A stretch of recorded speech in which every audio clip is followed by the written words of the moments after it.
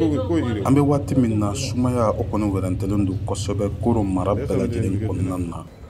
Dugu kɔni mana jɛ maaw bɛ ɲɔgɔn kun kɛnɛyasow la walasa u bɛ se ka taa furakɛli sɔrɔ cogo min na.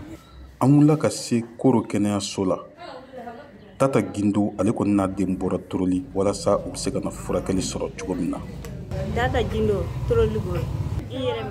Ne tɔgɔ Tata Gindo. Sumaya de bɛ n den na. Torolikaw ye n bila ka na Koro. Binta Sagara ale kɔni tun dalen don sumaya bana na nka bi ka fisa kosɛbɛ. Binta Sagara an bɛ bɔ o yɔrɔ kɔnɔ. Sumaya de bɛ na sura de an nana. Jura yɛrɛ waati. Adama Dama ale kɔni ye maa bilasiraliba dɔ ye. Ne na ni muso de nin y'a tile 3 ye sumaya b'a la a dɛsɛra o de kɔsɔn na n'a ye dɔgɔtɔrɔso la. A kɔni ye furaw sɔrɔ nka a ma nɔgɔya kosɛbɛ.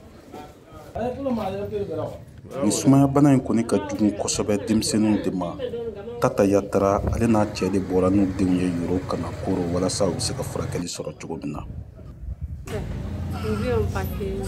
Ne tɔgɔ Fatumata Yatara. Ne ni n cɛ de nana ni den ye. Sumaya de b'a la nka an ma tulu sɔrɔ fɔlɔ. Mun b'a to sumaya o kɔni bɛ juguya samiya waati kosɛbɛ. Dr Adama Samake ale kɔni ye sumaya kɛlɛbaa dɔ ye.